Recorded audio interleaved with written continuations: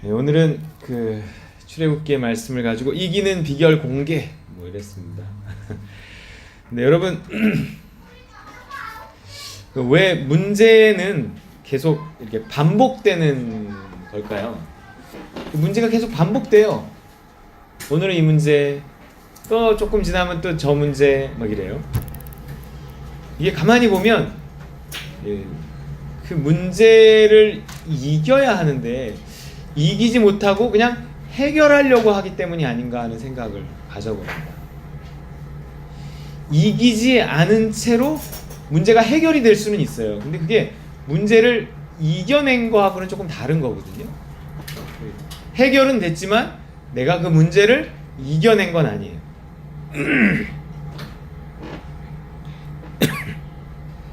예, 오늘 문제를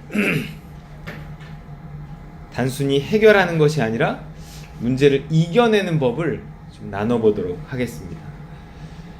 야곱의 가족들은요, 가뭄을 피해서 요셉이 국무총리로 있었던 애굽이 어디예요? 오늘날 이집트로 피난을 갔습니다. 요즘에 성지순례를 가면 이집트를 잘 가지는 않는데 저는 이집트를 2번 가봤어요. 그래서 이제 피라미드도 이제 안에까지 이렇게 가보고 했는데, 이집트 하면 생각나는 게 안에 들어가서 뭐 온갖 것을 다 봤는데 그것보다 더 기억에 남는 장면은 뭐냐면, 이제 피라미드 주변에 이집트에 이제 군인들이 이렇게 피라미드를 이제 훼손할까봐 지키고 있거든요.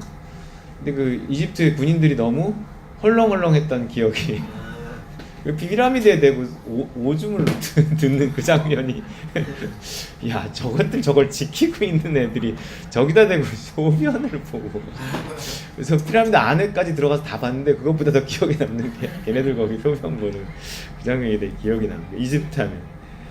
네, 이집트. 하지만 지금은 이렇게 가난한 나라지만 당대에는 최고의 강대국이었습니다. 미국 같은 나라였어요. 뭐 영국 같은 나라였고 그랬습니다. 그 이집트에서 처음에는 환영받아 갔어요. 고센이라는 땅을 분배받고 거기서 가축을 키우면서 잘 살았어요. 너무 잘 사는 거죠. 수백 년의 세월이 흐르는 동안에 수백만의 인구로 불어났습니다. 히브리 민족이, 야곱의 자손들이. 이것에 위협을 느낀 애굽왕, 곧 바로, 그 파라오라고 하죠. 성경에는 바로라고 하는, 이 파라오가 이 히브리인들을 핍박해갖고 그 수를 줄이려고 했어요. 성경에 나오잖아요. 하지만 실패로 돌아가고 하나님은 그들을 애굽에서 이렇게 건져내 주죠. 그게 뭐예요? 그게 우리가 지금 읽고 있는 출애굽기라는 겁니다. 자, 생각해 보세요.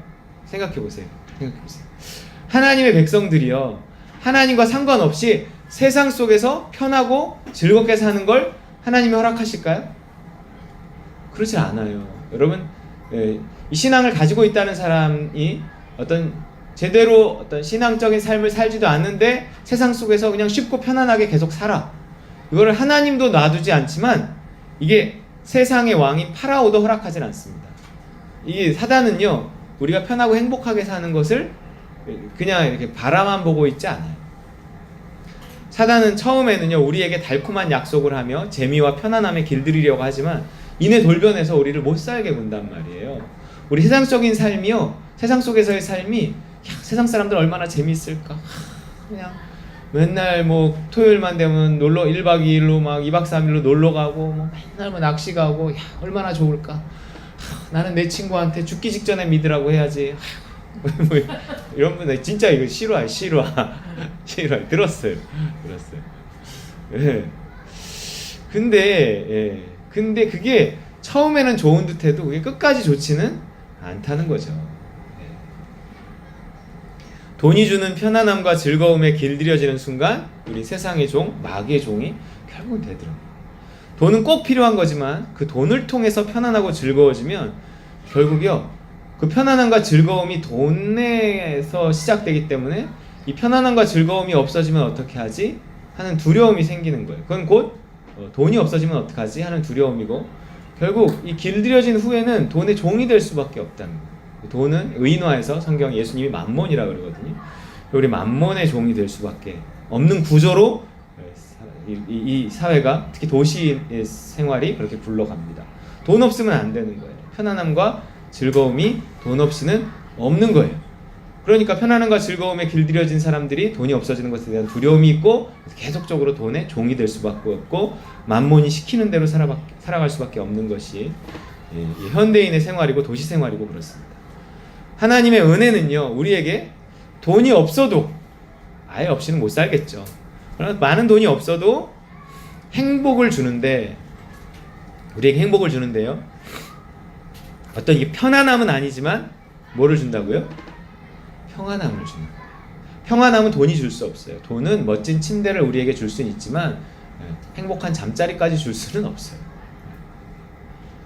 또 뭘 주죠? 재미는 아니지만 뭘 줄까요? 하나님이 우리에게 기쁨을 주신다는 거예요. 우린 이런 것에 오히려 길들여져야 돼요. 평안과 기쁨. 아무리 편안해도 평안함이 없으면 뭔가 가짜 같은 거야. 뭔가 이건 아닌 것 같은 거야. 뭐가 재밌기는 한데 거기서 진짜 기쁨을 느끼지 못하면 뭔가 이거 아닌 것 같은 거예요. 그 자리에 계속 있지 못하는 거예요. 이거는 평안이 뭔지를 경험한 사람만 이 편안과 구분을 할 수 있어요. 진짜 기쁨이 뭔지를 경험한 사람만 재미와 구분을 할 수 있지, 이 하나님의 은혜에 의한 평안과 기쁨을 경험하지 못한 사람은 그냥 재미가 단 줄 알고 편안한 게 최고인 줄 아는 거예요. 근데 그게 다가 아니라, 그건 가짜예요. 가짜. 우린 이런 것에 길들여져야 돼요. 그래서 아무리 편안해도 평안하지 않으면 아무 소용없고요. 반면에 조금 불편해도요, 삶이 조금 불편해도 그 불편한 중에도 평안할 수 있다면 그건 오히려 견딜만 하고, 그 불편함을 넘어설 수 있는 힘이 평안함에서 나오더라고요. 또 아무리 재밌어도요, 재미는 정말 순간이고 재미 끝에는 허무함이 묻어난다는 사실을 여러분 아시나요? 네, 이게요, 공연이나 영화를 보면서 막 실컷 웃고 나오잖아요. 그러면 많이 웃으면 웃을수록 그 공연장을 빠져나올 때 행복감보다는 뭔가 이렇게 나오는 순간 그렇게 웃었는데 그게 싹 사라진다는 게 이상한 느낌이 있어요. 또 조금만 지나면 내가 이렇게 웃고 있을 땐가 뭐 이런 생각도 들고요. 이상하게 그냥 웃으면서도 행복하지 않은 게 세상이 주는 즐거움입니다. 기쁨이 아니기 때문에 그래요. 하나님의 은혜가 가져다주는 진정한 기쁨만이 우리에게 어떤 공허함 없는 행복감을 가져다주는 거예요. 그러고 보면요, 사람들은요, 평안을 자기 힘으로 어떻게 할 수 없으니까 그냥 편안함을 추구하는 거예요. 또 기쁨을 자기 힘으로 어떻게 할 수 없으니까 재미를 추구하는 거예요. 그거는 돈만 있으면 되거든요. 사실 그건 가짜입니다. 짝퉁이라고 그래요. 짝퉁. 여러분, 제가 항상 여러 번 이야기했지만 직접 한번 보여드릴게요. 나이키가 아니라 나이스예요. 나이스. 짝퉁이에요. 그런 짝퉁이 있어요. 예. 평안은 진짜지만 편안은 가짜, 짝퉁이에요. 기쁨은 진짜지만 재미는 짝퉁이에요. 또 이런 게 있더라고요. 빈폴이 아니라 빈곤. 여러분, 빈폴 아세요? 자전거 타고 가는 거? 빈곤 리어커 끌고 가는 빈곤이 있더라고요. 네. 여러분, 가짜예요. 여러분, 우리를 그 빈곤에서, 그 가짜에서 건져낼 분은 예수 그리스도다라는 걸 우리는 지난주 6월절 사건을 통해서 배운 거예요. 예수 그리스도의 피를 통해 그 가짜가 가득한 애굽으로부터 우리를 건져내셨죠. 우리 믿고 세례받는 것을 통해서 마치 홍해 바다가 갈라지고 애굽의 군인들이 수장되는 것 같은 어마어마한 영적인 사건을 경험한 거예요. 여러분 아시나요? 우린 그냥 신앙 고백했을 뿐이고 그냥 물속에 잠깐 들어왔다가 나왔을 뿐인데, 그 별거 아닌 것 같은 사건 속에는 어마어마한 영적인 의미가 들어있다는 거예요. 그거를 가시적으로 보여주는 것이 이스라엘의 출애굽 사건이에요. 그래서 하나님이 바울에게 우리 물에 퐁당 들어갔다 나온 것 같은, 아무것도 아닌 것 같은 그 사건의 의미가 뭔지 하나님 바울에게 말해주신 게 있어요. 사도행전 26장 18절인데요. 시작. 이제 너는 그들의 눈을 뜨게 하여 어두움에서 빛으로, 사탄의 세력에서 하나님에게로 돌아오게 하고, 나를 믿어 죄에서 용서받고 성도들이 받는 하늘나라의 축복을 받게 하라. 아멘. 할렐루야. 우리 신앙 고백하고 물속에 그냥 퐁당 들어갔다가 나왔을 뿐인데 거기에 담긴 영적인 의미는 어마어마하다는 거죠. 바울이 하는 전도에는 이런 어마무시한 의미가 들어있는 겁니다. 그냥 새신자 한 사람 와서 앉아있는 것 같지만, 또 그 사람 또 언제까지 나올지도 잘 모르지만, 우리가 뿌듯해하는 어떤 성취와 업적보다도 하나님 보시기에는 대단한 일을 우리가 한 거라는 거죠. 그것을 애굽에 내린 10가지 재앙으로 홍해 바다가 갈라지고 애굽의 군인들이 그 갈라진 홍해 바다를 따라오다가 싹 다 죽어버리고, 뭔가 이런 어마어마한 사건을 통해서 우리가 믿고 세례받고 구원받는 것이 무엇인지를 보여주신 거예요. 영적으로는 그게 어마어마한 사건이에요. 우린 그냥 그게 아무것도 아닌 것 같지만 영적인 세계에선 내가 새로운 신분을 갖고 중생에 거듭나는 거예요. 애 하나 태어나는 게 얼마나 대단한 일인 거예요. 근데 내가 믿고 세례받는 순간 나의 신분은 옛사람은 죽고 새 사람으로 다시 태어나는 거예요. 그거는 하늘나라에서는 잔치가 열리는 어마어마한 사건입니다. 그것이 이스라엘이 출애굽한 막 애굽의 10가지 재앙이 막 몰아닥치고 막 홍해가 갈라지고 막 그걸 건너고 막 이집트 군인들은 수장되고, 영적인 세계에서는 그런 일이 있었다는 거예요. 아시겠어요? 여러분이 여기 이렇게 나와서 앉아있는 것, 이것도 별거 아닌 것 같지만 어마어마한 무슨 영적인 세계의 싸움을 통해서 여기까지 이렇게 앉아있는 거예요. 그럼 우린 모르지만 그걸 가시적으로 보여주는 게 이 출애굽 사건이라는 거예요. 그래서 한 사람의 구원의 여정에 있어서 어떤 경험을 하게 되고 그것이 어떤 영적인 의미가 있는지 출애굽기를 보면 알 수 있다는 거예요. 출애굽기가 그냥 창세기 나오면 나온 게 아니에요. 출애굽기에 나오는 사건 하나하나가 그냥 있었던 게 아니라 구원 얻을 우리를 위해서 있었던 사건이에요. 출애굽과 광야에서의 경험은 예수 믿는 자가 거쳐야 할 구원의 여정에 대한 설명입니다. 누구도 예외는 없어요. 예수 믿으면 다 여정을 거쳐. 예수 믿으면 광야로 들어옵니다. 만나와 메추라기에 대한 말씀은 일용할 양식의 문제를 통해서 하나님에 대한 신뢰를 키우겠다는 거예요. 먹고 사는 문제잖아요, 여러분. 뒤돌아보세요. 우리 믿는 자들의 먹고 사는 문제가 쉽지만은 않았다는 걸 알 수 있어요. 아니, 하나님이 내 아버지인데 왜 이렇게 먹고 사는 게 힘든 거야? 왜요? 그 먹고 사는 문제를 통해서 하나님을 경험하게 하려는 거예요. 이스라엘이 광야에 왔는데 아무것도 없어요. 근데 이렇게 아침에 나가보면 만나가 이렇게 하얗게 내려있으면 가갖고 그거를 걷어다가 빻아갖고 그거를 반죽해서 뭐 부쳐도 먹고 쪄도 먹고 구워도 먹고 뭐 이렇게 했단 말이에요. 그거를 통해서 이틀치는 거두지 못하게 돼 있어요. 이틀치를 거두면 썩어버려요.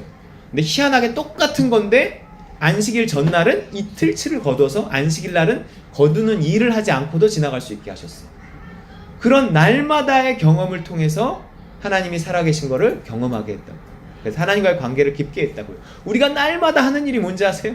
먹고 사는 일이에요. 네. 하루도 제대로 쉬지 못하고 먹고 사는 일에 몰두하는 게 우리의 삶이에요. 그 먹고 사는 일을 통해 하나님을 경험하지 못하면 우리는 어디서 신앙을 키울 거예요?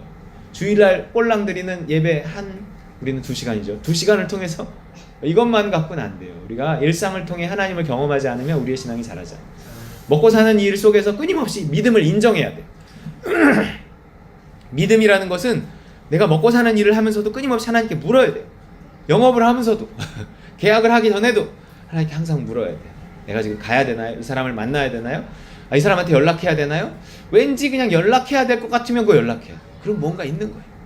왠지 이 사람은 내가 더 이상 미련을 두지 말아야 될 것 같으면 미련을 두지 않아야 되는 거예요. 그렇지 않으면 괜히 한 번 더 전화했다 상처받아요.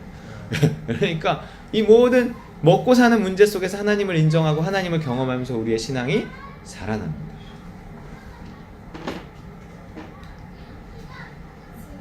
항상 그 문제 갖고 씨름하고 하나님께 매달렸어요. 돌아보면 그래요. 지금도 그래요. 그냥 좀 쉽게 주실 수 없었을까요? 기왕 주실 거 좀 풍족하게 주실 수 없어요? 딱 먹을 만큼 딱 필요한 때에 주시더라고요. 일용할 양식의 문제를 통해서 우리 믿음은 자라났어요. 아니, 지금도 그 씨름은 계속되고 있어요. 여러분 잘 생각해 보세요. 먹고 사는 문제가 우리의 행복을 막 크게 좌우하는 한 우리는 아직 광야인 거예요. 광야를 통과해야 되는데 아직 못 통과한 거예요. 우리의 행복이 먹고 사는 문제에 의해 많이 좌우되게 해서는 안 돼요. 좌우되긴 해요. 평생 근데 이게 따라다녀요. 이 먹고 사는 문제에 의해서 나의 행복이 조금 더 거두면 너무 좋아하고 조금 덜 거두면 너무 힘들어하고, 근데 나중에 돌아보면 다 평균이야. 올라갔다 내려갔다 했는데 많이 번 것도 없고 뭐 굶어본 적도 없고 지나가서 돌아보면 그냥 먹고 산 거였어. 이게 광야에서의 삶이에요. 광야에서의 삶. 평생 이게 따라다니게 하면 안 되는 겁니다. 수십 년 사업했어도 뒤돌아보면 먹고 살았을 뿐이다. 이런 얘기 하시는 분 참 많아요. 그거 넘어서려면 혹시 내가 물질이 사명이 되어서 물질로 쓰임받고 싶다면 광야를 넘어서야 합니다. 광야를 넘어섰다고 다 물질로 쓰임받는 건 아니지만 혹 그런 사명이 있는 사람이라면 광야를 넘어서야 돼요. 광야를 넘어선 사람이 들어가는 가나안 땅은 그야말로 젖과 꿀이 흐르는 땅이잖아요. 가나안 땅에 딱 들어가는 순간 만나와 메추라기는 그쳐버렸어요. 그리고 그 땅의 수확은 내가 많이 수확하면 많이 거둘 수 있는 곳이 가나안 땅이었어요. 오늘 본문은요, 광야에서 자, 이런 영적인 의미가 사건 하나하나에 있어요. 그러면 오늘 갑자기 나타나는 이 전쟁 이야기는 도대체 우리의 삶에 무엇을 말해주는 것인가? 모든 그리스도인이 피하지 못할 어떤 것, 반드시 거쳐야 할 어떤 싸움에 대해서 우리에게 이야기하고 있다는 거예요. 오늘 본문은 광야에서 아말렉 족속과 싸우는 이야기입니다. 이 사건의 의미는 뭘까요? 따라해볼까요? 믿는 자의 삶에는 싸움이 있다. 이 싸움은 누구도 예외가 없고 피하지 못하고 우리는 싸움에 초청을 받은 거예요. 우리는 이제 싸워야 되는 사람인 거예요. 네, 우리는 군인, 그리스도의 좋은 군사로 부림받아야 돼요. 군인이에요. 싸워야 돼요. 무엇과의 싸움일까요? 상대가 누구예요? 예수 믿는 사람은 다 싸워야 돼요. 원하건 원하지 않건 싸울 수밖에 없어요. 상대가 누구예요? 아말렉 족속이라고 하는데, 아말렉이 누구냐면 에서의 손자였어요. 그래서 에서의 자손이 야곱의 자손들과 싸우고 있는 거예요. 둘은 형제였잖아요. 야곱과 에서. 둘은 형제였어요. 이 싸움은 아브라함의 두 아들의 싸움하고도 비슷해요. 아브라함의 여러 아들이 있었지만 대표적인 두 아들이 누구예요? 이삭과 이스마엘. 둘이 싸웠어요. 이삭은 믿음의 자녀지만 이스마엘은 염려와 두려움, 욕심이 만들어낸 자녀예요. 그래서 믿음과 욕심이 싸우는 거예요. 아말렉과 싸웠다는 것은 영적인 삶과 육적인 삶이 내 안에서 싸우고 있다는 거예요. 모든 그리스도인들은 이제 예수를 그리스도로 모시고 예수 그리스도가 나에게 명령하는 대로 믿음대로 살겠다고 결심하며 한 발을 딱 들어온 거예요. 그럼 거기서 믿음대로 살아야 하는 싸움이 있는 거예요.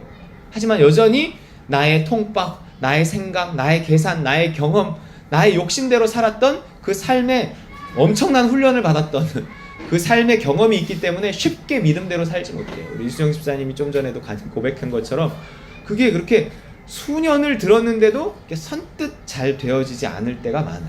그러면서도 우리 조금씩 바뀌고 있어요. 이렇게 들어보면 알아요. 그런 문제의식을 느끼는 것조차도 쉬운 것은 아니에요. 그걸 느끼고 있다는 건 이미 가능성이 있고 그렇게 살고 있다는 거예요. 어떤 면에서. 그래서 아말렉 족속과의 싸움은 내 안에 있는 두 형제 간의 싸움입니다. 이삭과 이스마엘의 싸움이에요. 믿음과 욕심의 싸움이고 영과 육의 싸움이죠. 우린 평생 이 싸움 하거든요. 육을 따라 사느냐 아니면 영을 따라 사느냐. 신앙생활도 육을 따라 신앙생활하는 사람이 있고 영을 따라 신앙생활할 수 있는 사람이 있어요. 그래서 육에 속한 사람과 영에 속한 사람이 있는데 그거는 신자냐 비신자냐 이걸 구분해요. 근데 영에 속한 사람이라고 할지라도 영에 속한 그리스도인이 있고 육에 속한 그리스도인이 있어요. 믿는다고 말해놓고도 믿음을 따라 살지 않는 그리스도인이 있다는 거죠. 평생 이 싸움 하는 겁니다. 욕심과 두려움에 사로잡혀 선택하느냐 아니면 믿음과 담대함을 가지고 선택하느냐. 이 싸움 잘 싸우는 사람이 결국 인생에서 승리하고 잘 살게 되는 거예요. 성경이 말한 그 안식, 그 행복을 소유하게 되는 겁니다. 그는 하나님 나라에 들어가게 될 거예요. 진짜 행복을 누리게 될 거라는 거죠. 보이는 싸움, 아무리 싸워봤자 인생의 문제는 해결되지 않습니다. 여러분, 우린 계속 보이는 것 갖고 싸워요. 근데 그 보이는 것 갖고 싸우잖아요. 그러면 뭐 해결된 듯한데 또 다른 문제가 생기고요. 좀 잘 되는 듯하다가 또 어려워지고요. 문제 하나가 해결되면 또 다른 문제가 생겨나요. 그거를 넘어서야 하는데, 이겨내야 하는데 해결하려고 하기 때문에 그래요. 해결은 참 여러 가지 방법으로 해결할 수 있거든요. 그리고 해결하고 나면 그거는 이겨낸 게 아니기 때문에 또 유사한 문제가 생겨나요. 문제는 내가 문제라고 생각하는 그 수준에 있기 때문에 그걸 문제로 바라보는 거지, 어떤 사람에게 그게 문제가 아니거든요. 야, 그깟 걸 갖고 무슨 문제라고 그래. 근데 나는 그걸 문제로 생각한단 말이에요.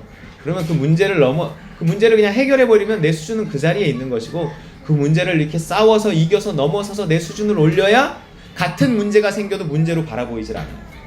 일용할 양식의 문제가 늘 문제였는데, 그래서 그게 오르락 내리락 하는 것에 의해서 나의 행복과 불행이 좌우됐는데, 어느 날 그것을 이렇게 넘어서 버리면, 조금 잘 되면 지금은 잘 되는 때인가 보다 그러고 감사하고, 조금 뭔가 안 되면 하나님이 곧 이것도 해결해 주실 것이다. 그리고 그게 그렇게 문제라고 생각이 들지도 않아요. 그래서 막 그거 갖고 막 이렇게 기도해 달라고 그러는 이야기도 자꾸 줄어든단 말이에요.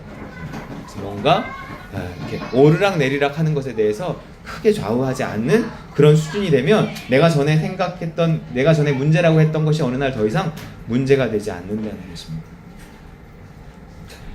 경제적인 어려움이 있으면 우린 경제적인 어려움 해결받게 해달라고 기도 부탁해요. 하지만 경제적인 문제는 돈 문제이기 전에 수준의 문제라는 거예요. 욕심의 문제고 영적인 문제예요. 돈 갖고 씨름해봐야 돈 문제가 해결되지 않더라고요. 어떻게 해결된 듯한데 금세 또다시 뭐 이렇게 돈이 새나가고 이래요. 문제의 근본 원인이 있다는 거죠. 그것이 돈 문제건 무슨 관계의 문제건 전부 그것은 보이지 않는 문제와 연관되어 있어요. 오늘 본문을 잘 생각해 보세요.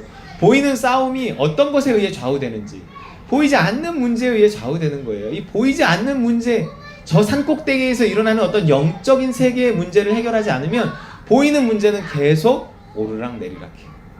여기서 아무리 열심히 우리가 지고 있다, 열심히 싸우자, 자 뭐 앞으로 막 이렇게 아무리 해도 저기서 졸고 있으면 끝나는 거예요. 지는 거예요. 왜 이렇게 안 풀리지? 왜 이렇게 안 되지? 산꼭대기에서 지금 문제가 있는 거예요. 영적인 보이지 않는 세계에 어떤 문제가 있는 거예요. 근데 그거를 해결하고 나면 이상하게 잘 되는 거예요. 뭔가 이상하게 형통하고 풀려가는 거예요. 형통이라는 말이 그냥 있는 말이 아닙니다. 복 있는 사람이 형통한 거예요. 복 있는 사람, 복의 근원 대신 하나님과 가까이 있다는 거예요. 영의 문제를 해결한 사람이라는 거예요. 그 사람에게 주시는 선물이 형통이라는 거죠. 그래서 문제와 싸우지 말고 문제를 만들어낸 나의 어떤 수준과 싸워야 되고 어떤 영적인 싸움을 먼저 싸워내야 한다는 이야기입니다. 돈 문제가 아니라 욕심의 문제니까 돈을 더 버는 게 문제의 해결책이 아니고 욕심을 넘어서는 게 문제의 해결책일 때가 많다는 거죠. 욕심으로 선택했던 것들이 결국 문제를 일으켰으니 이제 믿음으로 선택해야만 문제가 해결되는 겁니다. 보이는 싸움이 아니라 보이지 않는 싸움이 진짜 싸움이라는 거예요. 적어도 우리 믿는 자들은 그렇다는 겁니다. 속으면 안 돼요. 속으면 안 돼요. 그냥 너무 돈 문제일 거야. 그리고 돈하고 씨름하면 믿음도 안 자라고 돈 문제도 해결되지 않더라고요. 또 사람의 문제라고 생각할 때가 많아요. 저 사람의 문제야. 저 사람이 문제야. 저 인간만 없으면, 쟤만 아니면 막 이런 게 있잖아요. 아니라니까. 속 썩이는 자식 문제도 아니고 남편 문제, 아내 문제도 아니고요. 보이는 것에 속지 말고 그 이면에 있는 문제의 원인을 찾아내야 합니다. 그건 다름 아닌 영적인 문제인데, 영적인 문제는 곧 무슨 문제냐면 죄의 문제예요. 죄의 문제. 또 죄의 문제는 무슨 문제냐면 욕심의 문제라는 거예요. 모든 문제의 근원, 불행의 근원에 자리 잡은 게 뭔지 아세요? 욕심이에요. 욕심. 그게 우리가 잘 아는 이 말씀이에요. 야고보서 1장 15절 말씀. 시작. 욕심이 잉태한즉 죄를 낳고 죄가 장성한즉 사망을 낳느니라. 이게 사망은 뭐냐면 모든 문제와 사건으로 뒤덮인 우리의 걱정스러운 삶을 말합니다. 살 수도 없고 죽을 수 없는 답답한 인생이 바로 저 사망 가운데 처한 인생이에요. 어쩌다 이렇게까지 됐을까요? 죄 때문이에요. 죄 때문에.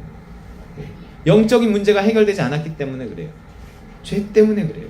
근데 죄는 곧 무슨 문제예요? 욕심의 문제라고 말합니다. 그럼 어떻게 해야 그 욕심을 없앨 수 있을까요? 지금 내 문제가 내가 아는 그 문제가 아니고 영적인 문제예요. 죄의 문제라면 그건 곧 욕심의 문제란 말이에요.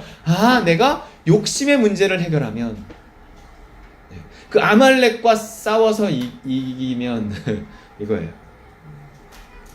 욕심은 곧 무슨 문제? 욕심의 문제는 어떻게 해결할까요?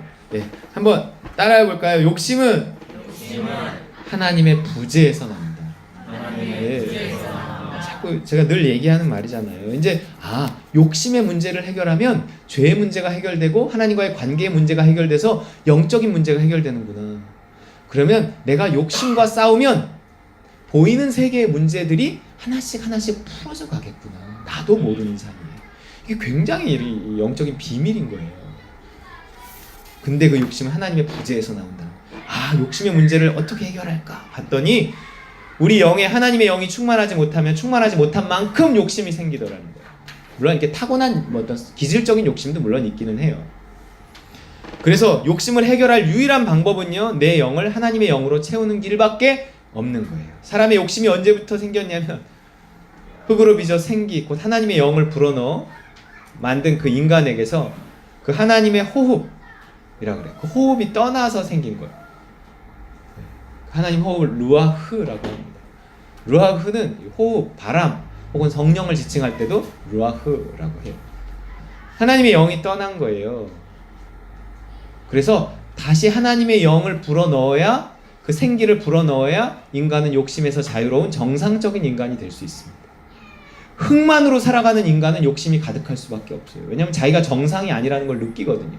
뭔가 공허함을 느끼거든요. 그러니까 그 공허함을 채우려고 자꾸 욕심을 내는 거예요. 근데 그 공허함은 다른 어떤 것으로도 채울 수 있는 게 아니라 하나님의 영으로만 채워질 수 있는 자리라는 것입니다. 그래야 정상적인 인간이 될 수 있어요. 하지만 인간의 죄로 흙을 떠난 성령을 다시 돌아오게 하려면 죄의 문제를 해결해야 돼요. 성령의 단비. 비는 어디에 내려요? 비는 흙에 내리잖아요.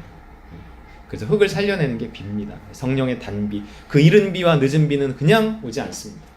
내가 십자가 붙들 때, 예수 믿을 때, 그래서 죄의 문제가 해결될 때, 욕심과 싸울 때, 싸우려 할 때, 욕심과 싸우기 위해 도움을 구할 때, 우리의 손을 들 때 성령의 단비가 내려서 우리의 빈자리를 채우고 욕심이, 어두움이 사라집니다. 빛이 오면 어두움이 사라져요. 예수 믿고 성령 구할 때 성령을 선물로 주시는 겁니다. 그래서 사도행전 2장 38절 시작. 베드로가 이르되 너희가 회개하여 각각 예수 그리스도의 이름으로 세례를 받고 죄 사함을 받으라. 그리하면 성령의 선물을 받으리니.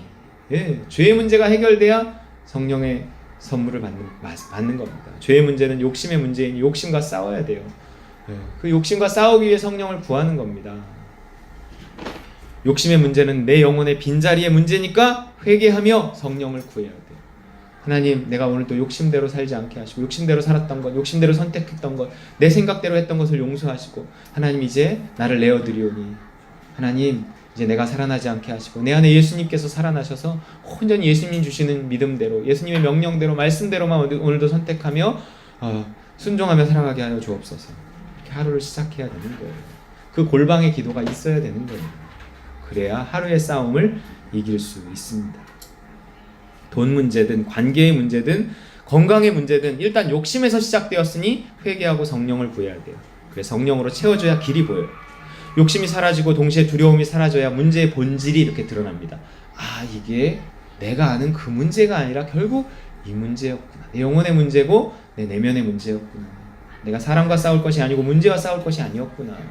이상하게 이렇게 채워지면 더 이상 문제가 문제로 보이지도 않아요. 문제가 그러면 해결된 겁니다. 모든 문제를 영적으로 접근해야만 문제는 비로소 근본적으로 해결되기 시작한다는 거죠. 그렇지 않고 문제와 씨름해서 해결해버리면 반복돼요. 오늘 광야에서 아말렉과 싸우는 이스라엘의 모습에서 우리에게 말씀하시는 그 음성을 들을 수 있어야 됩니다. 그 얘기하는 거예요. 보세요, 얼마나 재밌는지, 또 얼마나 장난 같은지. 본문에 멋진 그림이 하나 나옵니다.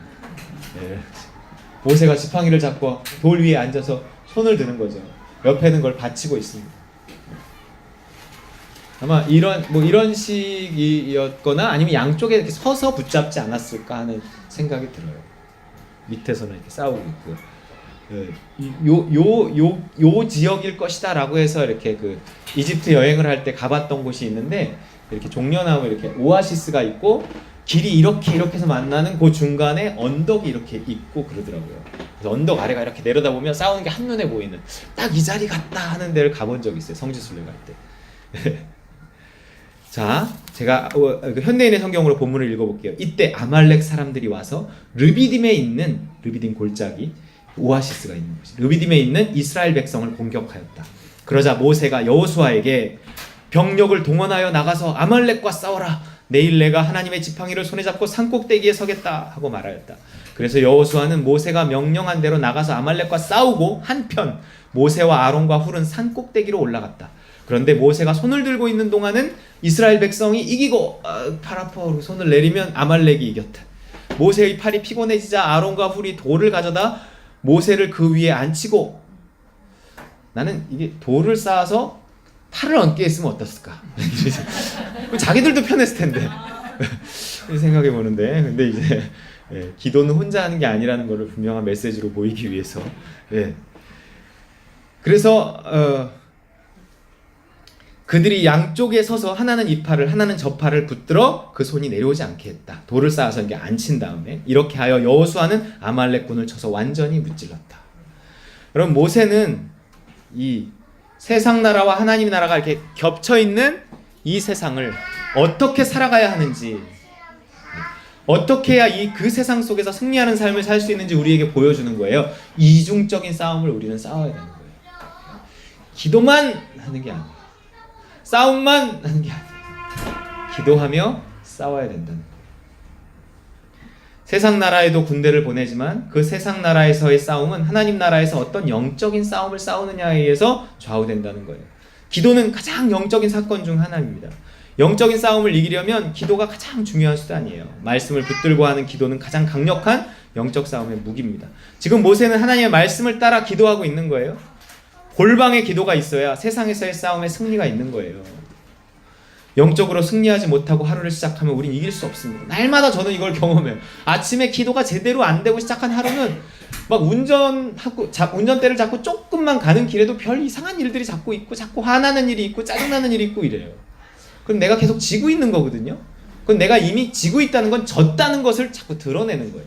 그러면 차를 세우고서라도 기도해야 되고, 출근을 해서라도 기도해야 되고, 그래서 어떻게든 기도의 시간을 채우고 내가 죽고 예수가 살게 하면 그럴 만한, 짜증이 나고 화가 날 만한 일 자체가 생기지 않아요. 그 다음부터는 생겨도 별로 화가 안 나요. 그래서 내가 상태가 좋구나, 내가 이미 이기고 하루를 시작했구나, 이런 거를 이기는 것을 통해서 이렇게 느끼게 된다는 거예요. 이런 거 날마다 그래요. 날마다. 적어도 날마다 있는 일쯤 여기다 기록해야 되지 않겠어요? 그런 거예요. 우리가 언제 우리가 언제 전쟁터에 나가겠어요? 우리가 무슨 6.25 사변이 이게 있는 것도 아니고. 이 싸움은 우리가 싸워야 하는 그 싸움을 말하는 거예요. 영적으로 승리하지 못하고 하루를 시작하면 우리는 하루를 이길 수가 없어요. 모세의 팔이 내려오니까 싸움에서 지잖아요. 제대로 기도하고 시작하지 못한 하루는 패배할 수밖에 없는 하루가 됩니다. 욕심대로 살다가 그 하루는 욕심대로 살다가 결국 욕심에 사로잡혀 살다가 하나님에게서 멀어지겠죠. 하루만큼. 또 성질대로 살다가 후회하겠죠. 영적인 싸움을 싸우는 동시에 육적인 싸움을 싸워야 합니다. 하지만 초점은 영적인 싸움에 더 맞춰야 돼요. 제가 대학교 때 어떤 분이 저한테 이런 말을 하는 거 들은 적 있어요. 기도만 해서 뭐하냐? 저한테 이러더라고요. 야, 기도만 해서 뭐하냐? 이러더라고요. 맞아요. 기도만 해서는 안 돼요. 기도와 현실이 짝을 이루어야 돼요. 여호수아는 현장으로 보내고 모세는 산에 올라가야 합니다. 기억해야 할 것은 기도하는 사람은 결코 기도만 하지 않는다는 거예요. 그 기도가 우리를 그냥 놔두지 않더라고요. 기도는 우리 영의 욕심이 아닌 소원을 일으키고요. 그 소원을 따라 결코 소극적이지 않는 삶을 살게 해요. 너희 안에 행하시는 이는 하나님이시니 자기의 기쁘신 뜻을 위하여 너희로 소원을 두고 행하게 하시나요. 기도하는 사람은 욕심도 다 버린 사람. 그래서 다 초탈하고 그래 너도 좋고 너도 좋아 그래 다 가져가, 절대 그러지 않아요. 우린 싸움을 피하는 사람들이 아니라 싸워 이기는 사람이란 말이에요. 지금 아말렉한테 양보했어요? 아니란 말이에요. 아말렉한테 졌어요? 아니란 말이에요. 싸워서 이겼단 말이에요. 지금 우리한테 싸워 이기라는 얘기를 하고 있는 거예요. 다만 욕심으로 싸우는 세상과 다르게 믿음으로 싸우는 사람들입니다. 그래서 우리의 최종 목표는 뭐예요? 싸워 이기는 거예요. 그리고 그 이김은 우리에게 전리품과 영토와 포로들을 얻게 합니다. 전도는 그 싸움의 결과로 누군가를 끌고 오는 거지 꼬시는 게 아니에요. 세상에 속했던 사람들을 구해내고 그 땅의 물질도 얻게 하는 겁니다. 욕심과 욕심이 싸울 때는 우리가 욕심을 버리고 양보해야 되지만 욕심과 믿음이 싸울 때는 절대 양보해서는 안 돼요. 우린 욕심이 만든 굳은 마음을 버리고 부드러운 마음을 가져야 하지만 이 부드러운 마음은요 마치 물처럼 상대에 맞춰서 자연스럽게 흐르다가도 어느 순간 믿음에 의해 얼음처럼 딱 굳어지면 그 얼음으로 상대를 때려 눕혀야 돼.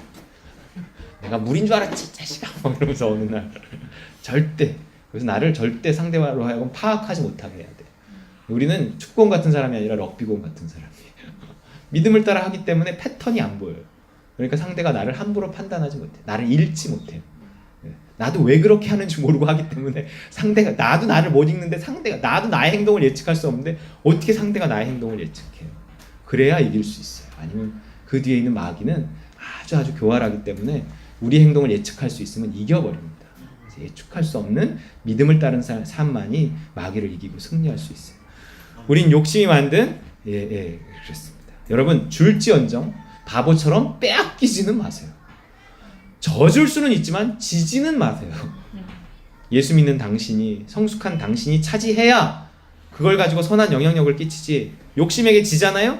그럼 그는 그 욕심으로 그가 가진 권력과 부를 가지고 세상을 망가뜨릴 겁니다. 자, 우리 이제 보겠습니다. 요한계시록 2장 26절 시작. 이기는 자와 끝까지 매일을 지키는 그에게 만국을 다스리는 권세를 주리니. 한 달란트 묻어두고 주인 오면 주지, 이런 소극적인 삶에 승리가 있지 않다고. 한 달란트마저 빼앗겨요. 2달란트, 5달란트 받아서 4달란트, 10달란트 만드는 적극적인 삶, 믿음을 따르는 삶, 이기는 삶만이 10골을 차지하는 권세를 10달란트 얻고 그 1달란트 빼앗아 갖고 이 사람한테 주고 막 그러는 거예요. 만국을 다스리는 권세를 주시는 거예요. 작은 일에 충성하는 자가 큰 일을 얻게 됩니다. 그 다음에 요한계시록 3장 21절 시작. 이기는 그에게는 내가 내 보좌에 함께 앉게 하여 주기를, 내가 이기고 아버지 보좌에 함께 앉은 것과 같이 하리라. 요한계시록에 나온단 말이에요. 마지막에는 이긴 자만이 결국 하나님 앞에 상을 받습니다. 그 다음에요. 시작. 이기는 자는 이것들을 상속으로 받으리라. 나는 그의 하나님이 되고 그는 내 아들이 되리라. 여러분, 이래도 이기지 않으시겠습니까?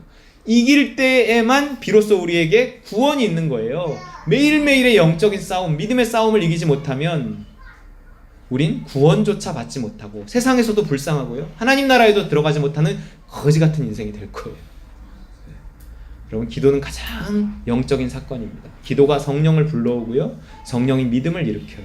그 믿음으로 욕심을 이기고요, 세상을 이기고 문제를 해결하는 겁니다. 보세요, 뭘로 세상을 이긴다고 하는지. 요한일서 5장 4절 시작. 무릇 하나님께로부터 난 자마다 세상을 이기느니라. 세상을 이기는 승리는 이것이니 우리의 믿음이니라. 여러분, 골방에서 기도하면 믿음이 와요. 그 믿음이 욕심이라는 어두움을 내쫓고 하나님의 열심이라는 빛으로 가득 채워요. 그럼 우리는 그 열심히 지시하는 대로, 그 열심히 인도하는 대로 적극적인 하루를 살아가는 겁니다. 그때 승리라는 게 있어요. 그 승리를 통한 많은 전리품과 열매와 영토와 포로들을 얻어요. 그게 우리 그리스도인의 삶입니다. 믿음으로 사는 자만이 세상을 이겨요. 믿음으로 살기 시작하면 우리의 문제 하나하나가 해결되기 시작합니다. 그래서 결국 안식에 들어가요. 그게 믿음으로 구원받는다는 거고요, 그게 믿음으로 천국 간다는 의미입니다. 우리에게 수많은 문제가 있지만 그 실마리는 믿음이에요.